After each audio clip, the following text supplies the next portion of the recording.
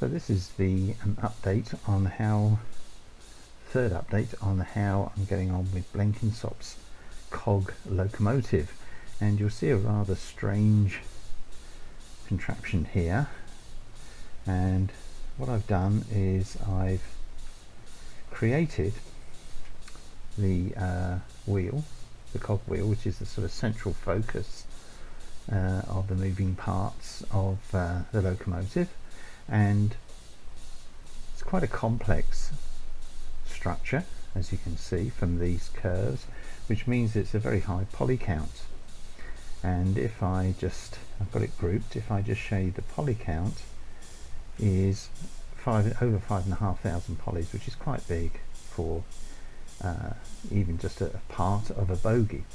So I'm going to keep this as a separate item, and I've got the beginnings of the axle here, which will go underneath the locomotive, and this block here is simply just an arbitrary block to give me something to call a locomotive, because what I've done is I've developed from this, let me just open up the cog bogey itself. I don't need to save that at the moment. And here is the bogey, and so it's a I just roughly textured it at the moment, quite arbitrarily. I'm using a very simple texture just to colour it all in, and I've coloured one of the spokes slightly different to the others, just so as to ensure I know what I'm seeing is actually rotating correctly. And there's the dummy to which it's connected. So if I set that turning, you'll see why I'm quite keen to know that it is turning, because it's like, if I pull right back, the visual effect is it's just because of the way in which Gmax is illustrating the rotation. You can see the dummy going like crazy there. So if I stop it, go back to 0 frame, and I just advance it, let me see, 1 frame at a time, even then visually it looks like the teeth are going that way, clockwise, and the spokes are going anti-clockwise. But that's just a visual effect. I can assure you it is correct, it is operating correctly. And if I just, let's try it up here. So this is looking down, and of course you always, when you animate a bogey, you're looking down on the bogey, and you drag this, you rotate it this way down, you go this way. Okay, let's just step through the frames, and you can see the teeth moving here. You get the effect of it here much more clearly than on the perspective, but it's because the way in which Gmax displays the animation. Okay, so I made that, and then I had that that strange sort of locomotive block. Let's just go back to that one.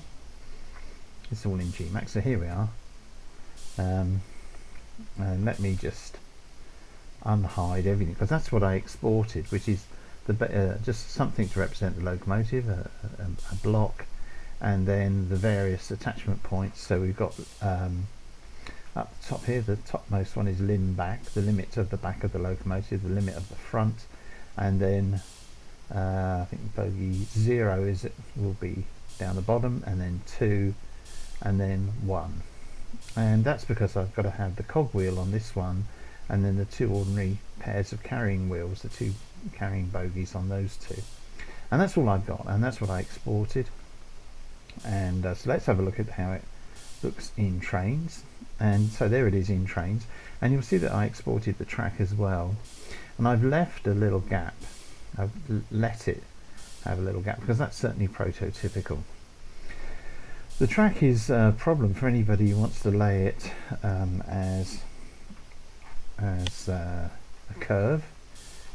I've kept it short, just a yard long, and so it's going to be a series of tangents.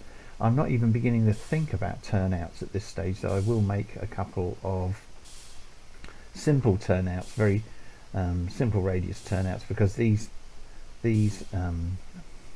spokes, I suppose, or whatever they are, these teeth sticking out at the side here, as you can see. They're on one side of the track only, where the cogwheel is going to be running. But it's well, it's a strange little setup for a railway. Let's have a look in driver. Yes. Just have a look and see what it looks like, which is not brilliant in many ways. It's an issue. There's an issue which I haven't been able to solve, and I don't think is solvable in Trainz, and that is that the getting a bit closer, and that is that the although I've got the teeth of the wheel pretty much in the middle of those, what happens is that because either I've not got an absolutely precise length for 1/3 and a half of the wheel diameter, or I got the measure wrong, but in any case, whenever you place this, it's quite arbitrary whether the tooth sits between those extrusions or on top. And I have asked on the forum and I've got some good responses, some good help, good suggestions, and we've all agreed it can't be done. So you just, it's going to be just for effect. So let's see it move.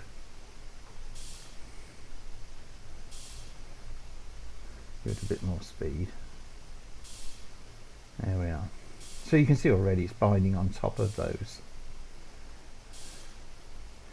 And I'm actually in two minds whether to lose them as projections and just leave them as semicircular marks on the side of the rail, or just leave it like this. So my temptation at the moment is just to leave it like this,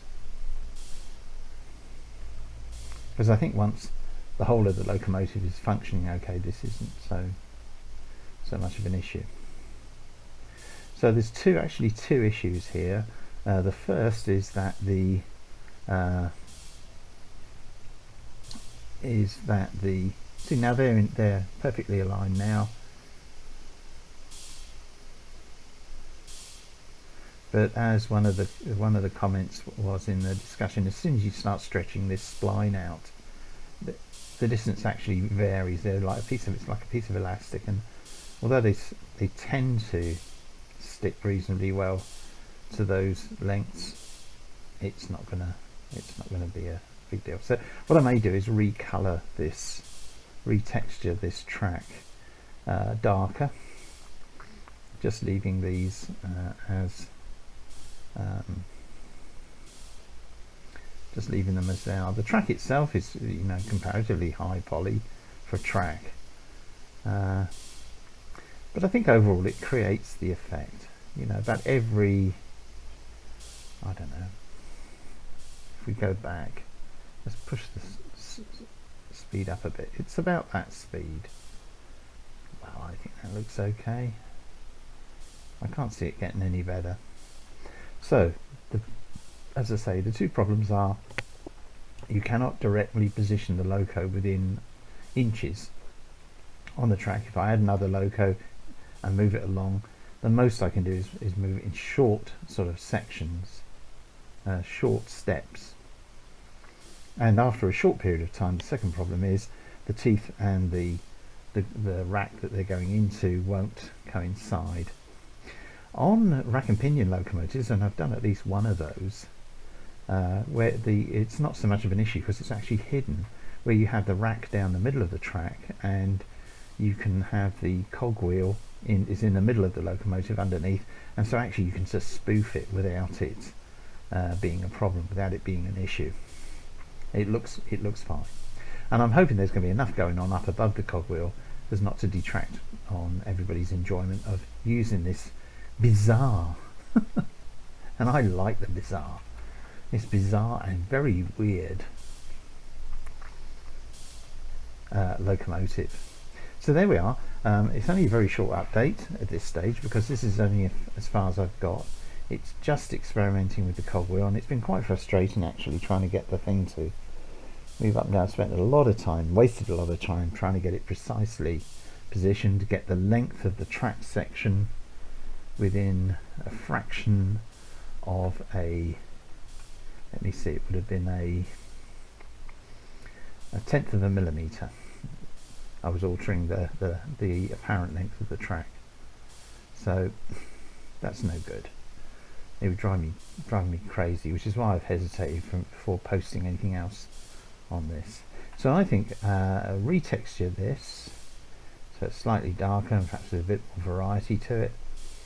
The blocks and the chairs, very simple chairs, are pretty much as illustrated in the books that I've got that show anything about Blenkinsop's railway. And so as far as I'm concerned, that's the cogwheel. What I've also found is that the diagram I was using, the plan I was using, is far from accurate. Look, there they are, all nicely lining up. Well, there we go. Well, not now. Perhaps more 50-50. You've got a chance of them all lining up. It's about the best I can do, I think. So that's going to stay as the bogey. I'm going to extend the axle, but that's the only thing I'm going to do, and that's going to be one of the bogies for the locomotive. Two other carrying bogies, and then there'll be a fourth bogey, which will be all the bits flying about up above, the piston rods and everything. What a system. I'm just sitting here bemused by the look of those. There they are, they're going in fine now. And now they'll chomp on top of it. There now, yeah. It's only about a length. And these are meant to be a yard in length. 1 yard, 3 feet, 36 inches. Okay, so that concludes this brief update on how I'm getting on with Blenkinsop's locomotive. And having decided that this was the crucial part of the locomotive to do, I'm going to, as it were, lift my bat, as in a cricketing term, and not fret about any inconsistencies or inaccuracies that's going to give, because I can't find any way of overcoming them. So the next stage, let's just close and stop that, and let's just exit driver. We don't need to save here, and we'll exit surveyor, and then we'll exit the game. I like to do it that way round rather than any other way. Okay, and then if we unhide all here, you'll see that if I just make that wireframe, you'll see that the actual attachment points for the bogey there. And if we look at the height of it above rail level, which is 0 ground level here, it's actually 1.5 inches, 1.5 feet instead of 1'6". And I discovered that through trial and error, that the amount that this wheel should be at 1'5". And I'll move on and do these, do this bogey here, and then into all of the moving part. These two rods here. Let me just hide this block, which is achieving nothing. These cranks here, that will all together form the next bogey, rotating up and down here. And then all of this is the actual model of the loco itself, and this is another bogey. I only have to do that once and it just gets repeated. So there we are, that's it. That concludes my brief look at the current situation on the Blenkinsop loco. I shall do some more work on it shortly, and we'll put another video online in a few days, maybe a week's time, to show you how far I've got. Thanks for watching. If you have any comments, queries or suggestions, oh, by the way, somebody did say that there was at least a couple of models of this, and you're absolutely right. And I'm using a photograph of the model, which I believe is in the Science Museum in London, and that's going to give me the colours for the wood and for the metal, although it's nice, bright and shiny, of course, being a good model, but it will give me a guide and make it look a really nice model of the Blenkinsop locomotive.